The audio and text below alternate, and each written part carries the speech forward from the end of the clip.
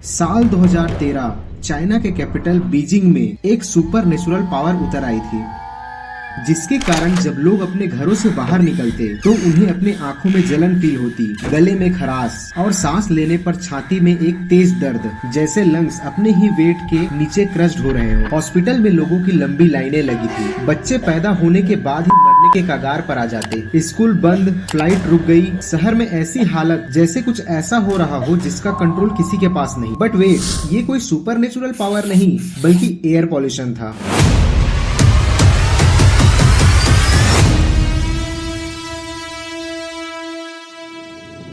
लेकिन 2020 आते आते इसी शहर को लोग स्वर्ग से कंपेयर करने लगे, मानो यहाँ कुछ हुआ ही ना हो। तो इन 7 सालों में चाइनीज गवर्नमेंट ने ऐसा क्या किया जिसके कारण ये शहर इतना बदल गया, जानेंगे इस वीडियो में। एयर पोल्यूशन है क्या चीज? एयर पोल्यूशन अब इतनी बड़ी हेल्थ इमरजेंसी बन 2022 में 17 लाख से ज्यादा डेथ्स भारत में सिर्फ पोल्यूशन की वजह से हुई। Choke under hazardous air quality. It's smoggy, it's dusty and it's polluted.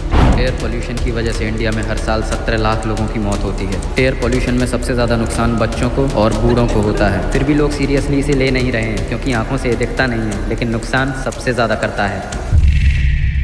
देखो, पॉल्यूशन मतलब जब इन्वायरमेंट में ऐसी हार्मफुल चीजें मिल जाएं जो नेचर ने बनाए ही ना हो और फिर वो लिविंग बींग्स के हेल्थ को खराब करे, तो वो एक पॉल्यूशन है। फॉर एग्जांपल, पानी में इंडस्ट्रियल वेस्ट का मिलना, मिट्टी में पेस्टिसाइड्स का मिलना, सिमिलरली नेचुरल हवा में इन सारी चीजों का मिलना ही एयर पॉल्यूशन कहलाता है। अब देखो, इनके अमाउंट हवा में जितने ज्यादा होंगे ये उतने ज्यादा पॉल्यूशन क्रिएट करेंगे। मतलब यहाँ हम एयर पॉल्यूशन को मेजर कर सकते हैं और इन सभी में जिसका वैल्यू सबसे ज्यादा होगा उसे ही हम AQI कहते हैं, मींस एयर क्वालिटी इंडेक्स। यार, इनमें से मोस्टली तो गैसेस होती है, बट PM10 और PM2.5 सॉलिड पार्टिकुलेट मैटर होती है। मतलब ये काफी छोटे छोटे धूल की तरह होते हैं जो हमें दिखाई नहीं देते। अब देखो, ये हमारे बॉडी में प्रॉब्लम क्रिएट कैसे करते हैं। जब हम सांस लेते हैं तो हमारा नाक एक तरह से फिल्टर का काम करता है, क्योंकि इसमें छोटे छोटे बाल होते हैं जो काफी सारे पार्टिकल्स को रोक देते हैं। बट PM10 और PM2.5 का साइज कम होने के कारण ये लंग्स तक पहुंच जाते हैं। और यार, यहाँ 10 और 2.5 इनके साइज को बताती है जो माइक्रोमीटर में होती है। देखो, PM2.5 का साइज और ज्यादा माइक्रोस्कोपिक होने के कारण ये ब्लड में मिक्स हो जाते हैं और बॉडी के अलग अलग पार्ट्स को डैमेज करने लगते हैं, जिससे लॉन्ग टर्म में heart attack, stroke, cancer, memory related problems हो सकती है। यार, फाइनली हमने ये समझ लिया कि पॉल्यूशन क्या होता है, कैसे होता है और इनसे क्या क्या प्रॉब्लम्स क्रिएट होती है। अब चाइनीज गवर्नमेंट ने इसका क्या सॉल्यूशन निकाला, जानने से पहले ये देख लेते हैं कि अक्सर हमारे माइंड में ये सवाल रहता है कि ये एयर पॉल्यूशन हमेशा ठंडी के टाइम इतना ज्यादा क्यों हो जाता है। देखो, जनरली जब हम जमीन से ऊपर जाते हैं तो टेम्परेचर कम होता है, लेकिन क्योंकि विंटर्स के टाइम पे जमीन ठंडी हो जाती है, जिसके कारण जमीन के कांटेक्ट में जो एयर होती है वो भी ठंडी हो जाती है। और यहाँ से केस उल्टा हो जाता है। मतलब जब ऊपर जाओ तो टेम्परेचर ज्यादा रहता है और इसे ही थर्मल इन्वर्जन कहते हैं। बट इससे पॉल्यूशन का क्या रिलेशन है? देखो, हवा जो है वो अपने साथ मॉइस्चर को होल्ड करती है और हवा जितना ज्यादा गर्म हो वो उतना ज्यादा मॉइस्चर को होल्ड करती है, और अगर हवा ठंडी हुई तो वो मॉइस्चर को बाहर निकाल देती है। ये थर्मल इन्वर्जन रात के टाइम पे बहुत ज्यादा होने के कारण नीचे ठंडी हवा सभी मॉइस्चर को बाहर फेंक देती है, जिसे ही हम फॉग कहते हैं। और फिर ये फॉग स्मोक के साथ मिलके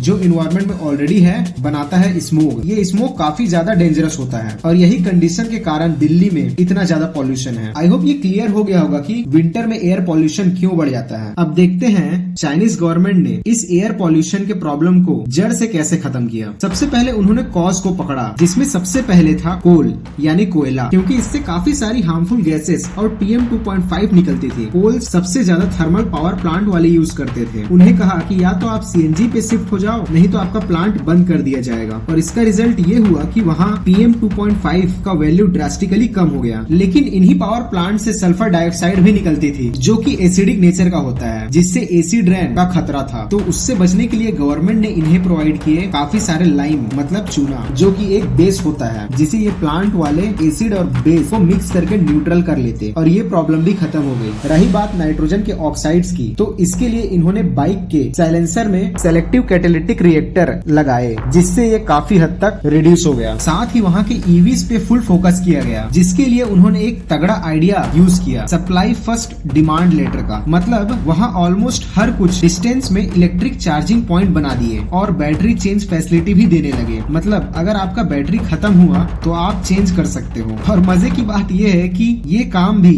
रोबोट्स ही कर देंगे, आपको मेहनत करने की जरूरत नहीं। पर अगर आपको पेट्रोल वाली गाड़ी चाहिए तो उसके लिए लॉटरी सिस्टम अप्लाई किया। मतलब लॉटरी में जिसका नाम आएगा सिर्फ उन्हीं को पेट्रोल गाड़ियां मिलेंगी। और हाँ, इलेक्ट्रिक गाड़ियों का कोई भी रजिस्ट्रेशन फीस नहीं रहेगा। और साथ ही जो इलेक्ट्रिक गाड़ियों के मैन्युफैक्चरर्स थे उन्हें ऑलमोस्ट फ्री में लोन्स और सब्सिडीज दिए गए। इन सभी फैसिलिटीज को देख के काफी लार्ज अमाउंट में लोगों ने ईवीज यूज किए। और यार मुझे इनका पर्सनली ये अच्छा लगा कि इन्होंने स्कूल के सिलेबस में सभी क्लास के सब्जेक्ट्स में पॉल्यूशन एंड वेस्ट मैनेजमेंट को एज अ सब्जेक्ट ऐड किया, जिससे बच्चों के अंदर बचपन से ही इन सभी चीजों का नॉलेज हो और ये क्लीनलीनेस हमेशा कंटिन्यू रहे। लेकिन क्या इन सभी सॉल्यूशन को अप्लाई करके हमारे देश के पॉल्यूशन को कम नहीं कर सकते?